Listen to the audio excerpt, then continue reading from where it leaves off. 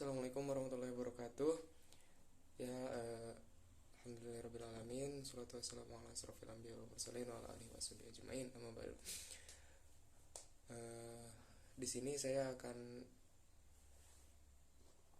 mempresentasikan tugas kuliah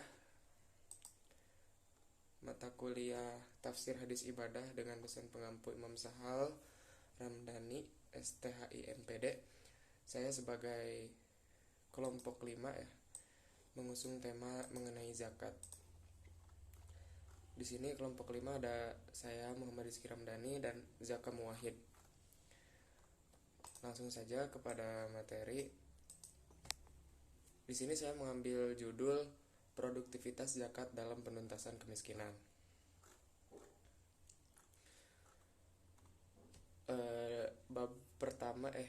Poin pertama itu ada pendahuluan yang kurang lebih apa-apa yang melatar belakangi tema diangkat gitu. Ya, saya di sini mengangkat zakat dengan pendekatan produktivitas gitu. Di sini disebutkan di pendahuluan sedikit menyinggung tentang pengelompokan para filsuf gitu, tentang kaum eksistensial dan esensial gitu. Nah, ini hubungannya dengan zakat apa gitu. Pertama, eksistensial itu hanya wilayah permukaan gitu, kurang lebih. Sedangkan esensial itu orang-orang yang tidak hanya di permukaan tapi sudah ke arus, ke gelombang sampai nilai-nilainya itu dapat gitu. Nah, dalam ibadah zakat itu ilmu eksistensial itu ritualnya doang gitu. Cuma menunaikan zakat sudah mensucikan dirinya tidak ada gitu. Karena kan zakat itu pensucian harta. Nah, kalau esensial itu sampai ke titik situ gitu, sampai ke pensucian dirinya. Nah, bahkan si zakat itu diperhitungkan produktivitasnya gitu. Bagaimana uang yang selalu dizakatkan itu dikelola dengan baik sehingga para mustahik zakat itu bisa sangat bermanfaat gitu. Sehingga kedepannya mustahik zakat itu tidak lagi menjadi mustahik gitu.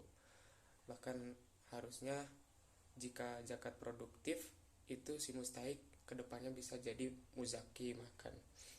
Nah, kurang lebih itu yang kami angkat. Nah, langsung ke pembahasan. Ada pengertian. Menurut etimologi, zakat berasal dari bahasa Arab yang berarti suci, tumbuh, dan berkembang. Sedangkan secara terminologi, zakat adalah upaya membersihkan sebagian harta yang dimiliki seseorang yang telah memenuhi syarat dan yang ditentukan. Ya, secara bahasa mah tadi ya udah disinggung. Artinya teh suci, mensucikan, gitulah. Secara istilahnya terminologi, upaya membersihkan sebagian harta yang dimiliki seseorang telah memenuhi syarat dan tentu. Nah, dalam zakat itu ada yang disebut dengan haul dan nisab. Haul itu apa?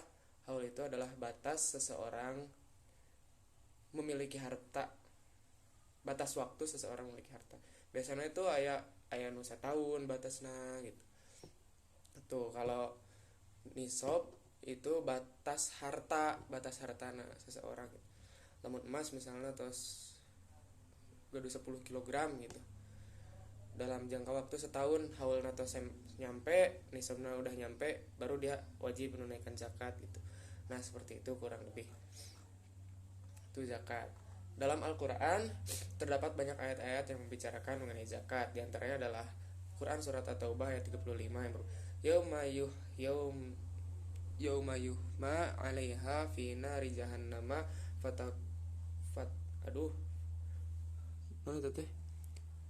fatukwa biha jibahuhum hibahuhum wa junubuhum wa dhuhuruhum hadza ma kanaztum. Bener tuh? Li anfusikum fadzuku ma kuntum taknizun. Al-ayah. Nah, artinya pada hari dipanaskan emas perak itu dalam neraka jahanam, lalu dibakar dengannya dahi mereka, lambung dan punggung mereka. Lalu dikatakan kepada mereka, inilah harta bendamu yang kamu simpan untuk dirimu sendiri, maka rasakanlah sekarang akibat dari apa yang kamu simpan itu. Nah, dalam tafsir Ibnu Katsir, ayat tersebut merupakan sebuah ancaman dari Allah Subhanahu wa taala kepada hambanya yang menumbuhkan segala sesuatu selain dirinya, seperti sebuah pepatah yang mengatakan, barang siapa yang mencintai sesuatu hingga ia memprioritaskannya di atas ketaatannya kepada Allah, maka ia akan diazab dengannya.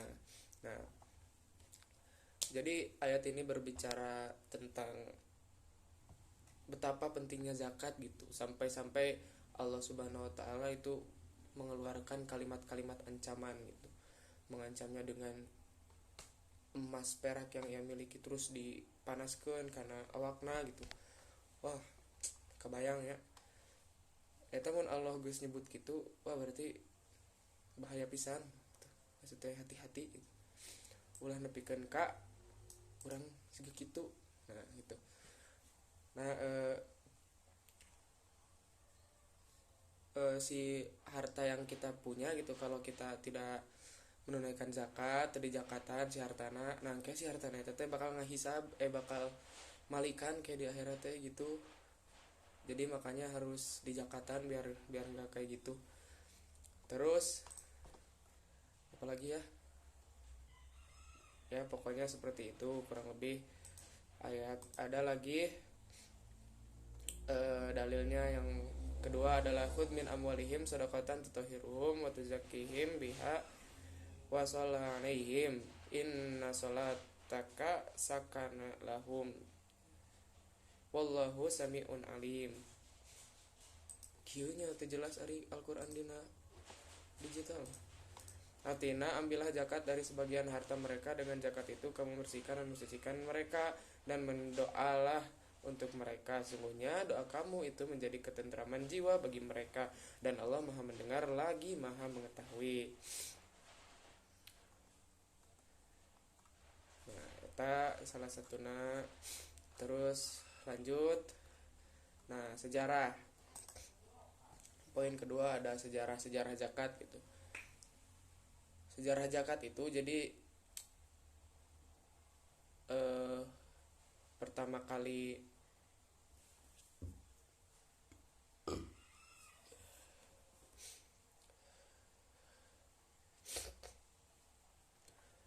balik di zakat. Setiap ibadah itu pasti memiliki aspek historis gitu. Siga salat, sejarahna diturunkeun salat kumaha kewajibana pas Isra Mi'raj. Terus ibadah haji kumaha sa'i segala rupa. Nah, zakat ge aya gitu. Menurut sebuah hadis ilmu, si zakat ieu teh sejarahna dari percakapan antara Doman bin Sa'labah dan Anas bin Malik mengatakan bahwa zakat pertama kali ada pada tahun ke-9 Hijriah atau 631 Masehi. Sebelumnya Al-Quran memang sudah memerintahkan umat muslim untuk berbagi rezeki, tapi bukan dengan cara zakat, melainkan sedekah yang cenderung tanpa syarat dan aturan yang detail. Barulah setelah Rasulullah SAW hijrah ke Madinah, perintah zakat itu turun. Pada awal mula datangnya perintah zakat, Rasulullah SAW langsung membagi aturannya secara detail. Sejak saat itu zakat terrealisasikan di seluruh negara-negara Islam. Kemudian pada masa khalifah, harta yang dizakatkan mulai dikelola oleh pemerintah kepada mustahiknya. Nah, jadi kitu cenah sejarahna teh mulai tahun 9 Hijriah, terus turun ayatna pas Rasulullah sudah hijrah ke Madinah, kemudian langsung direalisasikan sama Nabi Muhammad gitu di seluruh negara-negara Islam. Setelah itu, setelah wafat, perkembangannya baru pas masa khalifah si zakat itu dikelola dengan mulai ada pengelolaan gitu. mulai masuk ke dalam ranah produktivitas zakat itu pas masa khalifah. Langsung poin ketiga ada hukum pelaksanaan waktu zakat itu wajib karena zakat merupakan ibadah pokok bagi seorang muslim. Nah, jadi wajib dan soalnya ada rukun Islam gitu. Seperti hadis yang mengatakan bunyal Islam wal khamsin syahadatu alla ilaha illallah wa asyhadu anna muhammadar rasulullah wa iqamis shalah wa ita'iz zakah wal haji wa shaum ramadan. Itu kan Allah hadis riwayat hanya Bukhari Muslim insyaallah. Nah, ini jenis-jenis zakat. Zakat terbagi dua, ada zakat fitrah, ada zakat mal. Nah, zakat fitrah itu adalah zakat dilakukannya di bulan suci Ramadan. Yang dizakatkan adalah makanan pokok ada di daerah muzaki. Banyaknya barang yang dizakatkan adalah sebanyak 3, liter atau 2,7 kg. Nah, kalau zakat fitrah itu dilaksanakan bulan Ramadan dan barang yang dizakatkan itu tergantung makanan pokok di daerah si muzaki itu. Misal di Indonesia makanan pokoknya spaghetti, berarti harus spaghetti itu 2 kilo. Nah, 2,5 suara 2,7. Nah, namun enak Pak, tapi beas kan, ya udah beas di Indonesia mah jadi beas gitu. Di Arab beda zakatnya berarti itu kan. Nah, zakat mal enak. Kedua zakat mal teh zakat harta. Zakat ini bisa ditunaikan kapan saja ketika syarat wajibnya terpenuhi. Nah, irhawae ya mah tadi ente kudu bulan Ramadan, tapi dengan syarat si syarat wajib zakatna teh geus kapinuhan ya tah hawalna geus nepi, nisabna geus nepi. Nah eta. Namun wae zakat mal teh aya zakat barang dagangan, hasil panen, rikaz dan lain-lain. Selain itu harta tersebut harus diberikan kepada orang yang berhak. Nah, mustahik atau orang yang berhak itu kurang lebih ada beberapa. Yang pertama adalah ada fakir, miskin, gorim, fisabilillah, amil, mu'alab, hamba sahaya dan ibnu sabil. Tuh. Nah, poin terakhir itu ada faedah.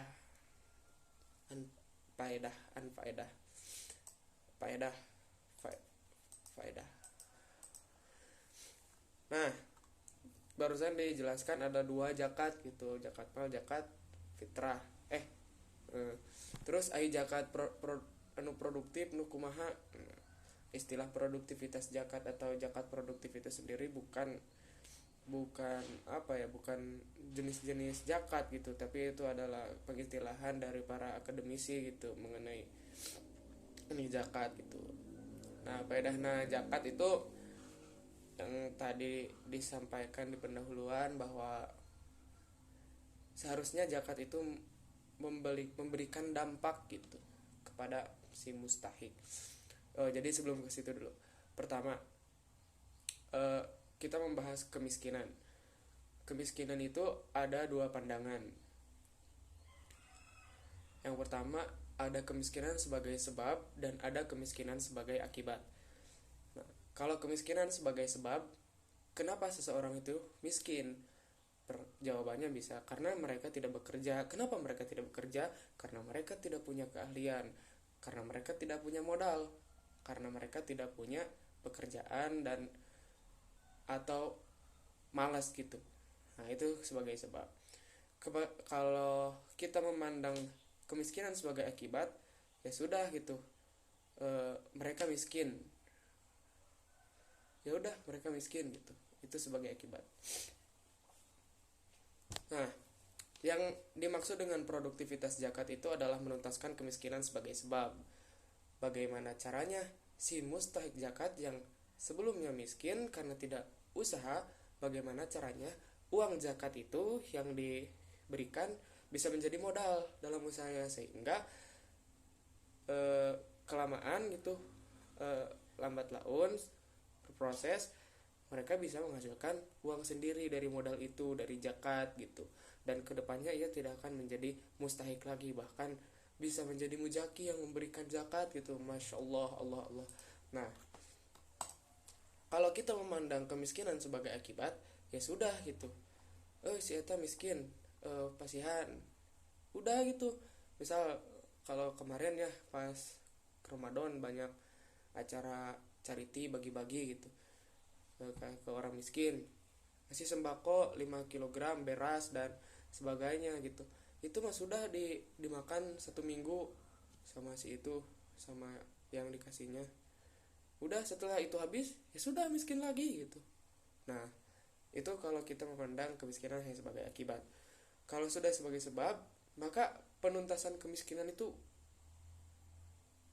harus gitu. Jadi zakat itu upaya penuntasan kemiskinan itu. Bagaimana si pengelola zakat memberikan zakat itu kepada orang yang tepat gitu. Social mappingnya harus mantep, harus pas gitu. Dan untuk bisa menuntaskan kemiskinan melalui zakat itu tidak hanya dengan upaya yang sebentar gitu, harus ada pendampingan terus. Misal dari pengelola zakatnya memberikan uang zakat kepada mustahik, ini kamu bisa bikin combro misal, tapi kamu nggak punya modal kan, nih ini uang zakat dipakai modal, nanti kamu jualan. Nah itu harus pendampingan terus, bagaimana manajemen usahanya sampai dia punya toko, sampai dia punya cabang misal di seluruh Indonesia. Wah geus beunghar. Nah itu harus memerlukan pendampingan gitu, bukan hanya zakat itu bukan hanya nih zakat buat kamu uang udah pulang. Nah itu produktivitas zakat itu tidak berbicara soal itu. Jadi poin intinya produktivitas zakat itu bagaimana kecerdasan si pengelola bisa menuntaskan, bisa memanfaatkan uang zakat atau zakat itu sendiri sebagai upaya penuntasan kemiskinan. Begitu. Terakhir penutup, ya itulah penutup nama dari saya. Sekian, terima kasih gitu ya. Sebelumnya mohon maaf ini baru ngirim video. Ya gitulah, mohon maaf sekalian lebaran gitu ya. Insyaallah turun kasadayana hapunten nanya utamina ka Pak Imam, hapunten pisan. Mudah-mudahan berkah insyaallah. Turun nuhun. Assalamualaikum warahmatullahi wabarakatuh.